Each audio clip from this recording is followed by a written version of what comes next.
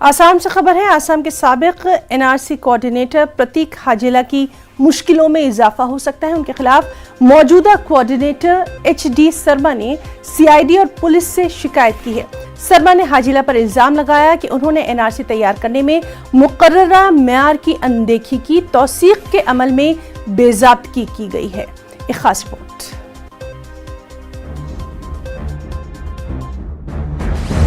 प्रतीक हाजेला के खिलाफ शिकायत, कौमी सलामती को खतरे में डालने का इल्जाम। मौजूदा एनआरसी कोऑर्डिनेटर एचडी शर्मा ने की शिकायत। आसाम में एनआरसी के साबिक कोऑर्डिनेटर प्रतीक हाजेला के खिलाफ मौजूदा एनआरसी कोऑर्डिनेटर एचडी शर्मा ने शिकायत की। एचडी शर्मा ने प्रतीक हाजेला पर फर्ज से कोताही बरतने और कौमी सलामती को खतरे में डालने समेत कई संगीन इल्जामात लगाए हैं। शर्मा के मुताबिक हाजेला ने इंदराज के लिए मुकर्रर करदा पैमानों को नजरअंदाज करके कई गैर मुस्तनद अफराद को फहरिस्त में जगह दी। मौजूदा एनआरसी कोऑर्डिनेटर का इल्जाम है कि प्रतीक हाजेला न सिर्फ फराइज से रुगरदानी और कोताही की, बल्कि उनका अमल गद्दारी के मुतरादिफ है, जिससे कौमी सलामती को खतरा लाहिक हो सकता है। मौजूदा एनआरसी कोऑर्डिनेटर एचडी शर्मा का हाजेला पर यह इल्जाम भी है कि उन्होंने शिजरे की तौसीक के लिए ऐसे सॉफ्टवेयर के इस्तेमाल का हुक्म दिया जिससे गैर मुस्तनद अफराद की रसाई फहरिस्त तक मुमकिन हो गई। शिकायत मकतूब में यह भी कहा गया है कि प्रतीक हाजेला ने असल बाशिंदों की फहरिस्त में बेशुमार अफराद को जगह दे दी थी, जिसकी वजह से दूसरे दौर की तौसीक की नौबत ही नहीं आई। Bureau report, news 18 Urdu.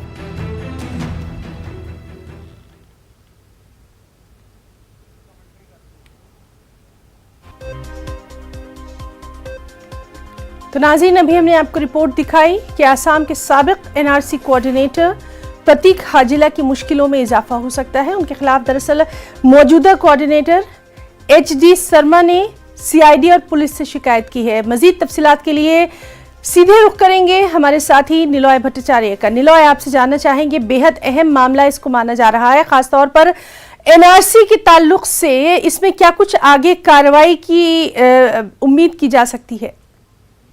जी हिना, जब एनआरसी के फाइनल लिस्ट 2019 को पब्लिश किया गया, उसके बाद से एनआरसी कानूनी और सियासी टैंगल्स में फंसा हुआ है। सुप्रीम कोर्ट में विचाराधीन है, जहां पे असम सरकार ने सुप्रीम कोर्ट से गुहार लगाया है कि उसको पुनर्विचार किया जाए, क्योंकि सरकार के हिसाब से उस जो एनआरसी पब्लिश किया गया है उसमें अभी भी बहुत अवैध लोगों का नाम शामिल किया गया है जो इलीगल सिटीजन है। तो इसी सिलसिले में मौजूदा जो एनआरसी के कोऑर्डिनेटर है हितेश देव शर्मा, उन्होंने सीआईडी के पास एफआईआर दर्ज किया है, ये कह के कि प्रतीक हाजेला ने एंटी नेशनल देश विरोधी काम किया है और उन पे उस बहुत सारे धाराओं के अधीन विचार किया जाना चाहिए, क्योंकि उनका कहना है कि एनआरसी में एक प्रावधान है जहां पे एनआरसी में, समझ लीजिए, मेरा नाम अगर एनआरसी में दर्ज कराना है, मेरा अपडेशन है, तो मेरा पूरा फैमिली ट्री का नाम वहां पे आना है। मतलब मेरा भाई बहनों का पूरा फैमिली, उनका फैमिली और मेरा चाचा, मेरा पिताजी के जितने भी फैमिली, सारा नाम वहां पे आना चाहिए और उसके लिए क्रेडेंशियल और उसके लिए कागजात होना चाहिए। अब इनका हितेश देव शर्मा का कहना है कि फैमिली ट्री में, हालांकि कंप्यूटर में जब डाला गया है तो उसका क्वालिटी चेक का कोई प्रावधान जानबूझकर नहीं रखा गया है, ताकि इलीगल जो सिटीजन है उनका नाम वहां पे शामिल किया जाए, दस्तावेज फर्जी किया जाए। और ये इसी सिलसिले में उन्होंने कहा है कि न केवल प्रतीक हाजेला इसमें शामिल है सीधी तरीके से, बल्कि उनके साथ जो कंप्यूटर में लोग रह रहे हैं वो भी इस पूरे जुर्म में शामिल है। इसीलिए, और एंटी नेशनल इस सूरत में है क्योंकि अगर इलीगल सिटीजन्स का नाम वहां पे घुस जाता है तो निश्चित रूप से ये देश विरोधी काम हुआ।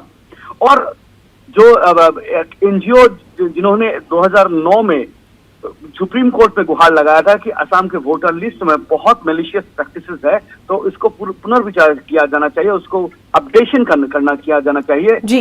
उस एनजीओ का नाम है असम पब्लिक वर्क्स और उनका जो चेयरमैन है अभिजीत शर्मा, उनको जब कल हमने पूछा तो उन्होंने कहा कि देखिए, ये काम 1.5 साल पहले हो जाना चाहिए था, 1.5 साल बाद शुरू हुआ है, बहुत अच्छा हुआ है। हितेश देव शर्मा ने एक बहुत बलिष्ठ कदम लिया है और उनका कहना है कि करीबन 80 लाख लोग जो इलीगल है उनका नाम अभी इस एनआरसी में शामिल है। तो इसको बाहर निकलना चाहिए। हितेश प्रतीक हजेला जो अब डेपुटेशन में 2019 में सुप्रीम कोर्ट के ऑर्डर के अनुसार उन्होंने डेपुटेशन लिया था मध्य प्रदेश में, तो उनको यहाँ लाना चाहिए, उनका मुकदमा होना चाहिए, उन पर विचार होना चाहिए, इन्वेस्टिगेशन होना चाहिए और पूरा। जी निलॉय, तो देखना अहम रहेगा कि आगे इस बेहद अहम मामले पर क्या कुछ कार्रवाई की जाती है।